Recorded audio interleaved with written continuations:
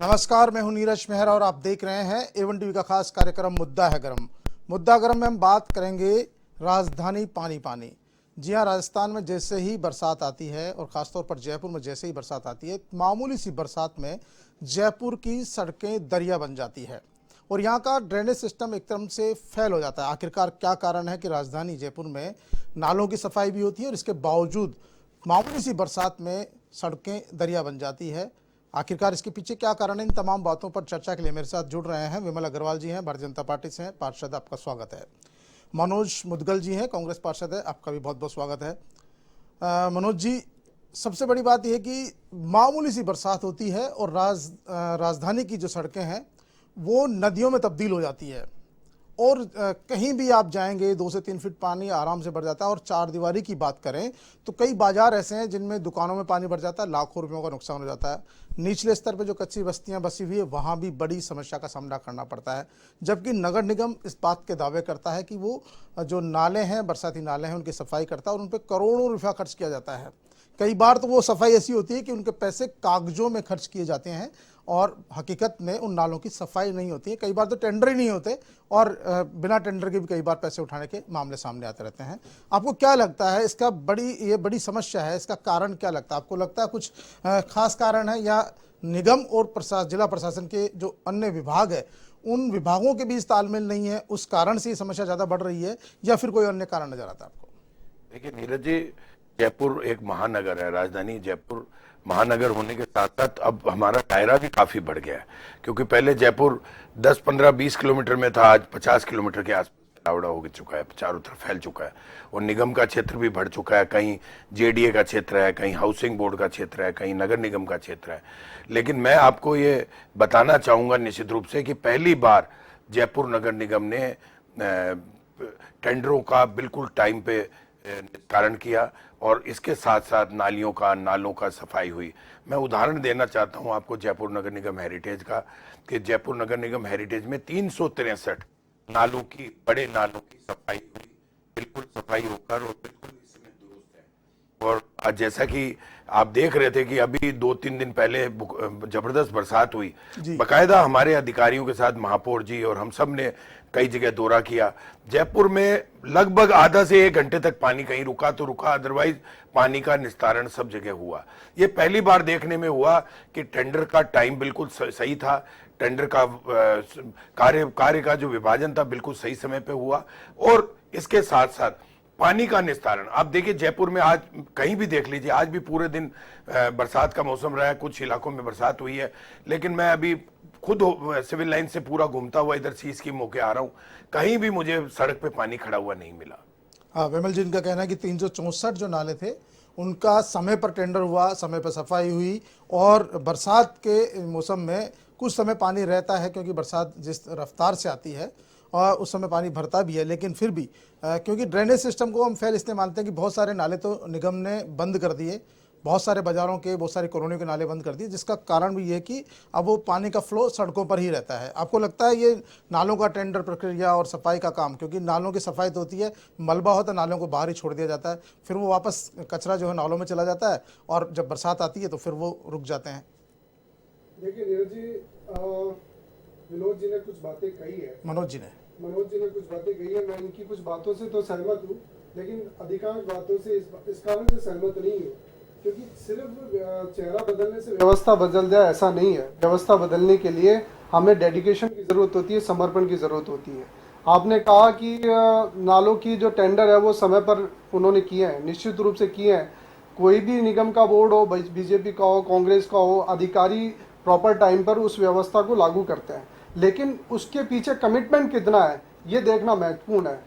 हमेशा की तरह इस बार भी नालों का टेंडर हुए, टेंडर होकर नालों की सफाई शुरू हुई, नालों की सफाई शुरू होकर जैसा उसमें निकलता है, मलबा निकलता है, उसको फिर कहीं निस्तारण करते हैं, वो सारी प्रक्रिया अपनी जगह पर हुई। लेकिन मेरे वार्ड के माध्यम से मैं आपको बता सकता हूँ कि पिछले 3 महीने से मैं लगातार वार्ड में जूझ रहा हूँ कि मेरे नालों की प्रॉपर सफाई हो जाए, नालों की प्रॉपर सफाई हो जाए, लेकिन जिस ठेकेदार ने लिया वो ठेकेदार उस नालों की प्रॉपर सफाई नहीं कर पा रहा। आज भी मेरे वार्ड में लगभग 40% नाले ऐसे हैं जो साफ नहीं हुए हैं। लगातार मैं अधिकारियों से संपर्क में रहता हूं। अभी इसी सिलसिले में मैंने 4 दिन पहले धरना भी दिया, नालों की सफाई नहीं हुई, नालों का मलबा वहीं छोड़ दिया गया।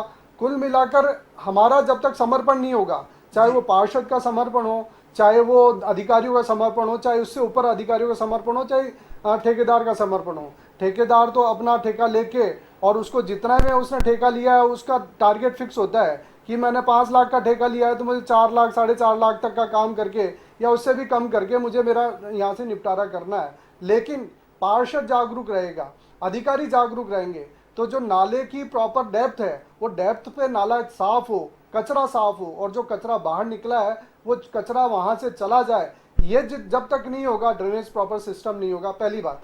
दूसरी बात ये है कि अब नाले की सफाई हमेशा हम टेंडर लगा देते हैं, नाले की सफाई हो जाती है, ये एक सिंपल सा काम है। लेकिन जयपुर शहर में पूरे के पूरे जयपुर शहर का पानी लगभग बड़ी चौपड़ से नीचे जलमहल तक बहता है, पूरा का पूरा प्रेशर वहाँ आता है। तो कोई भी सरकार हो, कोई भी बोर्ड हो, उनको ये देखना पड़ेगा कि जब पानी का बहाव जिस क्षेत्र में ज़्यादा है वहाँ पर ड्रेनेज प्रॉपर सिस्टम कैसे हो, कि इस प्रकार का सिस्टम हो कि वहाँ आधे घंटे की बारिश आती है तो सड़कें दरिया बन जाती हैं, नालों में जो है वो रुकावटें आ जाती है। इसके पीछे कारण क्या है? हमारा बोर्ड रहा हो चाहे अब इनका बोर्ड हो, जब तक अधिकारी इस व्यवस्था को नहीं देखेंगे और कमिटमेंट के साथ नहीं देखेंगे कि ड्रेनेज सिस्टम प्रॉपर और कहीं रुकावट है उस ड्रेनेज सिस्टम को ठीक किया जाए, तब तक ये व्यवस्थाएं नहीं होंगी। दरियाएं सड़कें ऐसी ही बनती रहेंगी और हम यूं ही सर पीटते रहेंगे। मनोज जी का साफ साफ कहना है कि चेहरा बदल गया है लेकिन व्यवस्था नहीं बदली है, ढर्रा नहीं बदला है। और ये खुद कह रहे हैं कि मेरे वार्ड में 40% अभी भी ऐसे नाले हैं जो साफ नहीं हुए। ऐसे अन्य पार्षदों की समस्याएं भी हो सकती है, आपकी खुद की समस्या भी हो सकती है। हो सकता है आप जागरूक ज़्यादा है, सत्ताधारी दल के पार्षद है, तो हो सकता है आपके वार्ड में ज़्यादा अच्छा काम हुआ हो। लेकिन ये हमने भी देखा है कि मोस्टली होता यही है कि टेंडर होते हैं, टेंडर प्रक्रिया होती है और जो ठेकेदार होता है वो अपनी मन मर्जी करता है, वो पार्षदों की सुनता नहीं है। अगर पार्षदों की भी सुन के वो काम कर ले तो शायद हो सकता है क्योंकि इलाके की नालों की सफाई हो जाए। लेकिन कहीं ना कहीं इसमें जो आपके अधिकारी है, लगता है अधिकारी बिल्कुल भी आप लोगों को कोऑपरेट नहीं करते या आप लोगों के कहे अनुसार इलाके में काम नहीं करते, जिसके चलते ये समस्या का सामना करना पड़ता है। जब पार्षद कह रहा है कि मेरे इलाके में नाले साफ करो, आपने ठेका दे दिया और उसके बावजूद सफाई नहीं होती है, मलबा पड़ा है बाहर, मलबा नहीं उठाया जाता है, तो आखिरकार कहीं ना कहीं लगता है तालमेल का अभाव है और इसमें फोकस करने की जरूरत है। नहीं, निश्चित रूप से नीरज जी, ये जब से 2 निगम बने हैं, ये निगम 2 बनाने का सरकार का, गहलोत सरकार का मेन उद्देश्य ये था कि मॉनिटरिंग नीचे के स्तर तक अच्छी हो, क्योंकि महानगर इतना बड़ा हो चुका था कि एक महापौर के लिए और उसकी पूरी टीम के लिए पूरे जयपुर को संभालना बड़ा मुश्किल था। अब 5 विधानसभा एक साइड है, 5 विधानसभा एक साइड है। निश्चित रूप से मॉनिटरिंग बेटर हुई है, अधिकारियों की जवाबदेही बढ़ी है और जिम्मेदारी से काम हुआ है। मेरे मित्र जरूर ये बात कह रहे हैं कि इनका 40-50% काम हुआ है। हम लोग बिल्कुल मॉनिटरिंग करके देखेंगे। अगर इनका कोई काम में कोई कोताही बरती है या काम में कोई दिक्कत हुई है, निश्चित रूप से अधिकारी को सजा मिलेगी, इसमें कोई दो राय नहीं, क्योंकि ये इनका व्यक्तिगत काम नहीं है, ये हम सब का काम है। और हम सब का काम जब होगा जब ये नालों के सफेद, देखिए राजा कितने ग्रेट थे उस टाइम कि जब ये राजा के महाराजा के टाइम के नाले बने हुए हैं। जयपुर का निकास आज नहीं वर्षों पुराना है और मैं वर्षों से तो मैं ही देखता आ रहा हूं कि पानी आता है और पूरा सिस्टम से, ड्रेनेज सिस्टम से निकल जाता है। लेकिन बहुत जगह मैंने कॉलोनी में नीरज जी एक बात देखी है कि लोगों ने नालियों को बंद करके सीवरेज में कन्वर्ट कर दिया। अब सीवरेज की एक कैपेसिटी होती है, 4 इंची की लाइन है, 6 इंची की मैक्सिमम लाइन है, कहीं कहीं 8 इंची की भी लाइन होगी, लेकिन मैक्सिमम जगह 4 इंची से बड़ी पाइप कहीं भी नहीं डली हुई। ऐसे टाइम में जब सीवरेज में आप सारा पानी छतों का भी, बाथरूम्स का भी और नालों का भी, नालियों का भी डाल देंगे तो निश्चित रूप से सीवरेज ओवरफ्लो होगा। लेकिन मनोज जी, मेरा सवाल यह है कि ये काम जब हो रहा था, क्योंकि निगम के लोग थे जिन्होंने नाली का कनेक्शन सीवरेज में कराया, अन्य बरसाती पानी का कनेक्शन सीवरेज में कराया, और हालात ये थे कि कॉलोनियों की सारी जो नालियां थी उनको बंद कर दिया गया।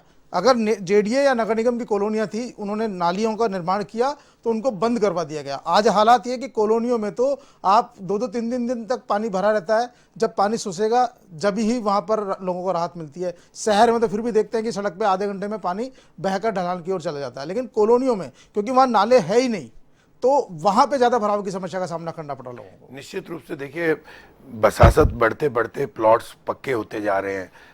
कच्चा, जहाँ पे कच्चा था फुटपाथ, वहाँ फुटपाथ बन गए, मिट्टी कहीं है नहीं, वाटर हार्वेस्टिंग हम लोग प्रॉपर नहीं कर पाए, ये हमारे में कमी रही।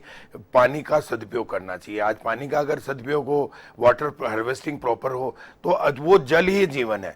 ये जल आगे के लिए जीवन के रूप में आदमी को मिलता। लेकिन निश्चित रूप से इसमें बदलाव की जरूरत है। वाटर हार्वेस्टिंग होने चाहिए। जहां पानी का ठहराव ज्यादा है या भराव ज्यादा है, उसको ठीक करना चाहिए। मैं आपको एक एग्जाम्पल दे रहा हूं कि मेरे वार्ड में एक नाला सुभाष नगर दूध मंडी सब्जी मंडी से शुरू था। उस नाले को डेंटल कॉलेज होता हुआ, कलाकार कॉलोनी होता हुआ मनीषा के नाले में मिल रहा था, बड़े नाले में मिल रहा था। उस नाले को मिट्टी भरते भरते लोगों ने बिल्कुल बराबर भर दिया। जब पिछली बार मैं चुनाव लड़ा तो मैंने ये देखा सबसे बड़ी समस्या इसमें यह थी कि बरसात का पानी जगह जगह खड़ा हो रहा था। मैंने उस नाले की सारी मिट्टी का लगभग 1000 ट्रॉली निकली और पूरे नाले को बिल्कुल खोला। वो नाला आज भी यथा स्थिति में मिला। जब खोल के मिट्टी हटाई गई तो नाले की कोई भी डैमेज कहीं नहीं मिला और मिट्टी सारी निकाल दी गई। आज वो नाला प्रॉपर फ्लो पे आ गया। तो ऐसे बहुत नाले जयपुर में हैं जहां मिट्टी से, भराव से लोगों ने उनको बंद कर दिया। आज वो पानी कहां जाए? नाले में जाएगा नहीं, सड़कों पे आएगा। सड़कों में पानी बहेगा तो आप कहेंगे कि पानी वास्तव में बहुत ज्यादा आ रहा है। तो ये पानी नालों में ही जाना चाहिए। बड़े नाले बंद नहीं करने चाहिए। और जो पुराने नाले हैं उसको पूरी प्री प्लानिंग, जैसे हमारे पुराने आज 50 साल 60 साल से पहले 100 साल से जो नाले बने हुए हैं, आप देखिए चार दीवारी के अंदर जाके देखिए, चार दीवारी में पानी ऐसे फ्लो होता है। और आज भी बड़े बड़े नाले हैं, वो नाले उस टाइम यही सोच के बनाए गए थे कि बरसात आएगी। विमल जी, आपको लगता है जो पुराने नाले हैं उनको खोला जाए और जो सिस्टम कहीं चौपट किया है हमारे अधिकारियों ने, शायद हो सकता है डिपार्टमेंट्स की जो आपसी तालमेल का बहुत बड़ा अभाव रहा है, नालियों को बंद कर देने के कारण बड़े नालों में भी लोगों ने कब्जे कर लिए, उनको छाप दिया गया, उनमें पानी जा नहीं सकता, उनमें से पानी का निकास हो नहीं पाता और कई बार जो है ओवरफ्लो होने के कारण आपके इलाके में, क्योंकि खासतौर पर ब्रह्मपुर इलाके में तो बड़ी समस्या का सामना करना पड़ता है। वहाँ दुकानों में पानी भर जाता है और व्यापारियों को भारी नुकसान का सामना करना पड़ता है। लोगों के घरों में भी वहाँ 3 से 4 फीट पानी कई बार आ जाता है और उन लोगों पर क्या गुजरती होगी आप बेहतर जानते हैं, क्योंकि आप वहाँ इलाके के पास। नीरज जी, बात सिंपल सी है जी। लोगों ने कॉलोनियों में से नालियां क्यों हटाई? क्योंकि वो गंदगी से सड़ती रहती थी, प्रॉपर साफ नहीं होती थी।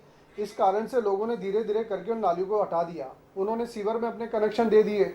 हमें जब ये पता है कि अब लोग सीवर में कनेक्शन दे दिए, आज भी 4 इंच या 6 इंच की सीवर लाइन है जी। अब हमें ये देखना पड़ेगा कि जब सभी लोगों ने अपने रसोई के, बाथरूम के सारे कनेक्शन जो सीवर में दे दिए हैं, तो सीवर की जो पाइपलाइन है उसको चौड़ी करने की आवश्यकता है। तो गवर्नमेंट और निगम बोर्ड इस बात की व्यवस्था करे कि अब सीवर की लाइन चौड़ी करने की व्यवस्था करे, उसके लिए एक बजट बनाया जाए। दूसरी बात, हमें जब ये पता है, जैसे आज बारिश हो रही है, बारिश होने के समय निगम के अधिकारी, महापौर, पार्षद, ये सब पार्षद को साथ में लेकर उनके क्षेत्र में कहाँ कहाँ पानी भरता है, कहाँ कहाँ पानी ड्रेनेज नहीं हो पा रहा है, इसका आज ये रूपरेखा तय करे। क्योंकि जो हमें करना था वो तो हमने 3 महीने पहले कर लिया कि हमें नालियां साफ करवानी है, सिर्फ नालियां साफ कराने की रूटीन काम जो होता है वो करवा लिया। हाँ, अब क्या होगा, आज इन सब चीजों को एक रूपरेखा तय की जाए कि जयपुर शहर में कहाँ कहाँ ऐसी सड़कें हैं जहाँ बहुत ज्यादा पानी आता है, उसका पूरा एक खाका खींचा जाए और ये मानसून समाप्त होते ही तुरंत उस पर काम किया जाए कि अगली बार जब मानसून आए तो कम से कम इन सड़कों, ये सड़कें दरिया नहीं बने, इन सड़कों पर पानी नहीं बहे। और जो सीवर लाइन का जो सिस्टम है उसको कैसे सुधारा जाए। देखिए, आरोप प्रत्यारोप आज हम बीजेपी और कांग्रेस के दोनों प्रतिनिधियां बैठे हैं, जयपुर शहर की बात आज हम प्रतिनिधि बैठे हैं। आज इनका बोर्ड है, कल हमारा बोर्ड था, लेकिन अधिकारी वही रहते हैं। इन अधिकारियों का कमिटमेंट नहीं बढ़ेगा तब तक ये व्यवस्था नहीं होगी। कारण स्पष्ट है, पार्षद के पास अधिकार नहीं है, किसी अधिकारी के खिलाफ शिकायत करें तो उनकी एक चेन बनी हुई है, उस चेन में सारे अधिकारी और सब एक दूसरे से मिले होते हैं। ठेकेदार अगर काम नहीं करे तो ठेकेदार का पेमेंट किसके कहने से होता है? अधिकारी के कहने से। जेईएन उसका साइन करेगा, ईएन करेगा, एक्शन करेगा, तो वो पार्षद से क्यों डरेगा? पार्षद उसको शिकायत करता रहे लेकिन वो उसकी परवाह नहीं करता। विमल जी, कहीं पार्षदों की सुनवाई नहीं। विमल जी, आपको लगता है कहीं सुनवाई नहीं हो पाती पार्षदों की? अधिकारी क्योंकि देखिए अपनी मनमर्जी करते हैं, जो मैंने पहले भी कहा और आज अभी भी कह रहा हूं कि अधिकारी अपनी मनमर्जी करते हैं, शायद वो पार्षदों के हिसाब से काम नहीं करते हैं, या फिर जैसे आपने कहा कि नए सिरे से योजना बने। निगम के हाथ में अकेले नहीं है कि वो योजना बनाकर उसको आगे फॉरवर्ड कर दे। जब तक इसमें जिला प्रशासन और अन्य विभागों का सहयोग नहीं लिया जाएगा तब तक ये बात आगे जो है नहीं पहुंच पाएगी और इस पर कोई काम भी नहीं हो पाएगा। तो कहीं ना कहीं जो कमियां हैं, जो आपने कहा कि महापौर को इस विषय पर पार्षदों को साथ लेकर एक कमेटी बनाकर बरसात के दिनों में देखना चाहिए कि कहाँ कहाँ क्या क्या समस्या आ रही है। तो ये बातें वाकई में करने की जरूरत है और आवश्यकता भी है। आपको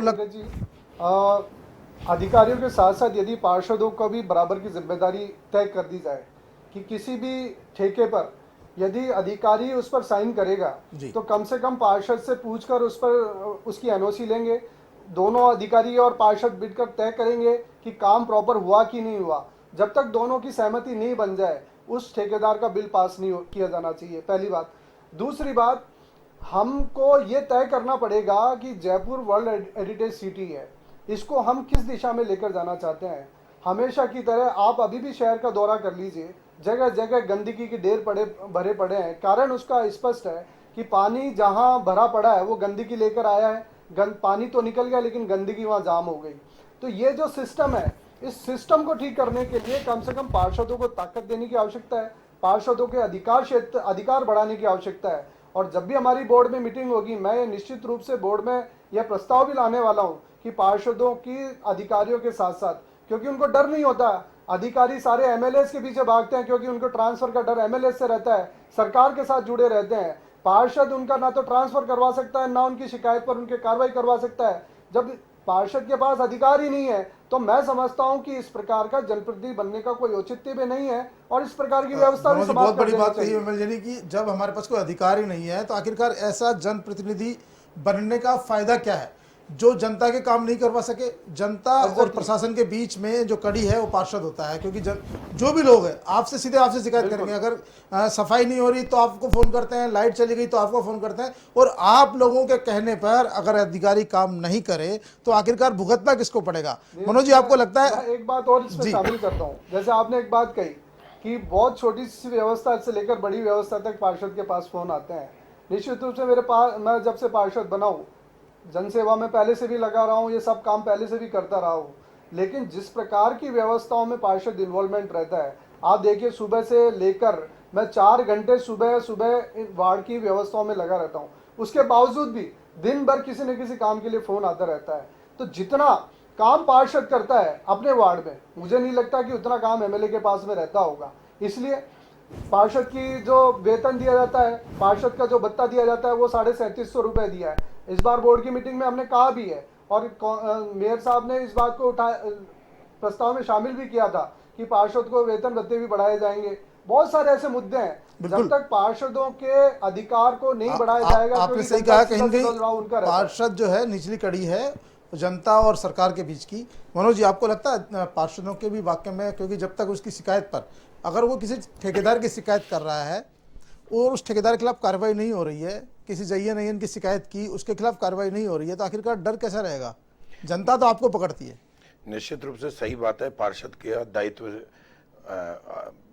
सबसे ज्यादा है, क्योंकि जनता से सीधी कड़ी में वही जुड़ा हुआ होता है, उस स्थानीय होता है, उस वार्ड में रहता है, कॉलोनी में रहता है। निश्चित रूप से चाहे पानी की कोई टैंकर की समस्या हो, बिजली चली जाए, या अन्य कोई जानवर मर जाए, या कहीं सीवरेज की जाम हो रही है, रोड लाइट खराब हो रही है, गार्डन में कहीं प्रॉब्लम है, निश्चित रूप से ये सारे काम पार्षद के ही जिम्मे आते हैं, क्योंकि जनता अपने छोटे जनप्रतिनिधि को पकड़ करके ही काम करवाना उचित समझती है।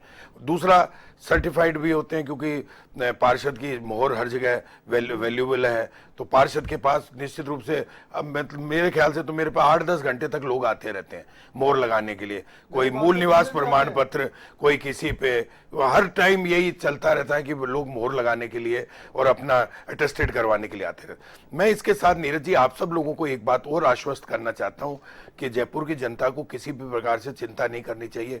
अभी हमने आपातकालीन सेवाओं को भी बड़ा दुरुस्त किया है। जैसे मैं एक हेरिटेज का एग्जांपल दे रहा हूं आपको, हमने 3 अग्निशमन हमारे बनी पार्क, घाट गेट और आमेर, इन पे हमने सभी जगह ट्रैक्टर्स का, जेसीपीज का, पंप, मड पंप का, सबका हमने सुविधा वहां पे लगाई है, ताकि कि किसी भी तरह की कोई आपातकालीन सेवा या आपातकालीन कार्य हमारे कोई तेज बरसात की वजह से कहीं आ जाए तो उसको हम पूरी तरह से लड़ने के लिए और मनोज जी, एक विषय और सेवा आ के रहा लिए है तैयार है। कि दूसरा, हमने मनोज जी, लगभग नीरज जी 5 लाख कट्टे हमारे पास मिट्टी के बिल्कुल तैयार पड़े हैं। वो हम आपातकालीन सेवाओं में इनकी पूरी निगरानी कर रहे हैं कि कहीं भी जयपुर के किसी भी नागरिक को, जयपुर के किसी भी व्यक्ति को किसी भी आपात स्थिति में कहीं भी जूझना नहीं पड़े। हाँ, मनोज जी, सबसे बड़ा ये है कि अब कहा जा रहा है कि जेडीए इसकी फोकस कर रहा है और हो सकता है आने वाले समय में जेडीए को ये काम सौंप दिया जाए। देखिए, पिछली बार भी बनी पार्क में जेडीए और नगर निगम के दोनों के बिल्कुल हेल्पलाइन सेंटर साथ साथ ही थे। दोनों ने मिलकर काम किया, क्योंकि कई बार ऐसी जगह होती है जहां आदमी शिकायत करने आता है, उसको पता नहीं रहता कि ये एरिया नगर निगम में है या जेडीए में है। तो वो अगर अधिकारी अग्निशमन पे आएगा, अपनी शिकायत दर्ज कराएगा, हमारे नगर निगम के अधिकारी उसको तुरंत एक्शन है, JN है, IN है, सब लोग वहां पे मोर्चा संभाले हुए हैं कि भाई ये एरिया जेडीए में आता है, तो हम तुरंत ही उसकी हेल्पलाइन से जेडीए से भी उसकी सहायता कर रहे हैं। ये अच्छी बात है अगर जेडीए इस काम को संभाले, आपातकालीन सेवाओं को। इसमें कोई, क्योंकि इसमें सब चीजों की जरूरत है, छोटा काम नहीं है। जब एक बार कहीं विपदा आती है या भारी स्नोफॉल या बरसात ज्यादा आ जाती है, निश्चित रूप से पानी का कहीं ठहराव हो जाए, कहीं कोई दुर्घटना घटित हो जाए, कहीं मकान की भी, पुराने जर्जर मकान है, कहीं गिर जाए, पड़ोसी का भी नुकसान हो जाता है, खुद का भी नुकसान। तो ऐसी आपातकालीन के लिए सिविल डिफेंस भी हमारे पास है और हमने आपातकालीन सेवाओं को बिल्कुल दुरुस्त कर रखा है कि पूरी जयपुर की जनता को कोई चिंता करने की जरूरत नहीं है। पूरी सरकार, गहलोत सरकार से लेके हमारी नीचे मेयर साहिबा से लेके पार्षद तक, हम सब तैयार हैं आप लोगों की सेवा जी, के क्या लिए। लगता है आपको, नालों की सफाई पर करोड़ों रुपए खर्च करने के बावजूद भी जो लाभ जनता को मिलना चाहिए वो नहीं मिल पा रहा है? देखिए नीरज जी, उसका मुख्य कारण एक है, विमल जी बताइए। एक मिनट में विमल जी मैं बताना चाहूंगा। इसका मुख्य कारण है कि कई जगह तो नालों को छोटा कर दिया गया। अब जैसे द्रवती नदी थी, बना दी गई। अब द्रवती नदी में सफाई करना बिल्कुल असंभव है। आप देख रहे हैं पानी का फ्लो ही एक ऐसी चीज होती है जो करोड़ों रुपए खर्च करने के बाद कोई चीज बनी है। दूसरी बात इसमें एक और मैं वो कोई चीज बनी है तो उसको ये तो है किया नहीं जा सकता कि जो गंदा नाले में परिवर्तित कर दिया जाए। कि जब मैंने अभी थोड़ी देर पहले भी एक बात कही कि व्यवस्था में परिवर्तन करना बहुत जरूरी है। हमेशा टेंडर होते हैं, नाले साफ हो जाते हैं, पानी फिर भी बढ़ता है, नालों में कचरा फिर भी आता है। नालों में कचरा आता कहाँ से है? जब हम करोड़ों रुपए खर्च करके यहाँ सफाई व्यवस्था कर रहे हैं, करोड़ों रुपए खर्च करके हम कचरा उठा रहे हैं, करोड़ों रुपए खर्च करके हम नालियां साफ कर रहे हैं, फिर आखिर ये कचरा आता कहाँ से है जो ड्रेनेज में जाकर रुक जाता है? इसका सबसे बड़ा कारण नीरज जी, कहीं न कहीं कमीशन खोरी बहुत ज्यादा है। विमल जी, मैं एक बार अपनी बात पूरी कर दूं। को दूर करने की आवश्यकता, उसको आइडेंटिफाइड करने की जरूरत है।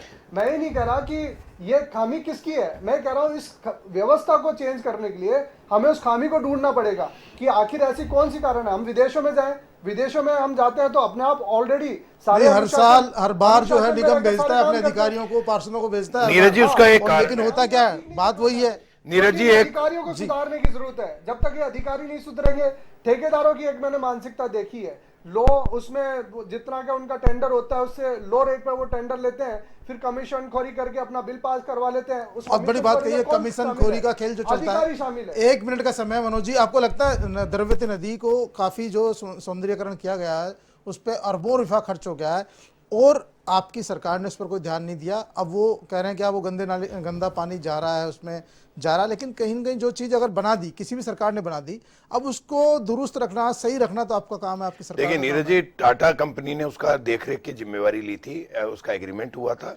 लिखित का एग्रीमेंट है, प्लस उसको टाटा को साइड में भी डेवलप करने के लिए द्रवती नदी की तो सफाई, सीवरेज, सब व्यवस्था उसकी थी, लेकिन साइड में भी प्लांटेशन करना, पार्क्स को डेवलप करना। आप लोग किस तरह के सुझाव दोगे इसको, जो अपना राजधानी में जिस तरह का ड्रेनेज सिस्टम गड़बड़ाया हुआ है, किस तरह का सुझाव देंगे, किस तरह का कार्य करेंगे आप, किसका संकल्प? कुछ जगह नीरज जी एक प्रैक्टिकल समस्या आ रही है कि नालों की छपाई हो गई ऊपर से जी। अब वो नालों की छपाई होने से पिलर नीचे हैं, पिलर नीचे होने की वजह से हमारे जेसीबी, ट्रैक्टर ट्रोलियां उसके अंदर प्रॉपर वे में नहीं जा पा रही, क्योंकि नाले के अंदर उतरना पड़ता है, उतर करके जेसीबी, क्योंकि नाले 40 फुट गहरे हैं और कई जगह तो ये हालात है कि नाला 20 फुट का रह गया, 20 फुट तो मिट्टी जमी हुई, उसी के ऊपर पानी चले जा रहा है। तो ऐसी जगहों पर नालों की जहां छपाई है वहां पे रास्ते का इंजीनियरिंग से पहले व्यवस्था बनानी पड़ेगी। समय अभाव के चलते मनोज जी मैं आपको रोकना चाहूंगा। विमल जी आप भी कुछ कहना चाहते थे, लेकिन क्योंकि समय विषय भी बहुत बड़ा है और समस्या भी बहुत गंभीर है, क्योंकि देखिए जिस तरह से राजधानी में नाले जो है अपने पाट दिए गए हैं, उनको ढक दिया गया है, और बड़े नालों की सफाई में जिस तरह का घोटाला सामने आता है, टेंडर समय से पहले हो जाते हैं, कई बार उनकी सफाई होती है, कई बार उनका मलबा बाहर रह जाता है, फिर वो मलबा वापस नालियों में चला जाता है। और यही बड़ा कारण है कि राजधानी में जब भी बरसात आती है पानी सड़कों पर लबालब होता है, यहाँ की सड़कें बिल्कुल नदियाँ बन जाती है और लोगों को भारी परेशानी का सामना करना पड़ता है। लेकिन जब तक इसमें नगर निगम प्रशासन, जेडीए और जिला प्रशासन तीनों चारों मिलकर काम नहीं करेंगे, कोई ठोस रणनीति नहीं बनाएंगे, जो पुराने रुके हुए नाले हैं उनको नहीं बनाया जाएगा, कॉलोनियों में जो नालियां जो बंद कर दी गई है उनको वापस से शुरू नहीं किया जाएगा, इस तरह की समस्याओं का सामना करना पड़ेगा। मुद्दा गर्म में आज के लिए इतना ही। धन्यवाद। ताजा तरीन खबरों को देखते रहिए A1 TV।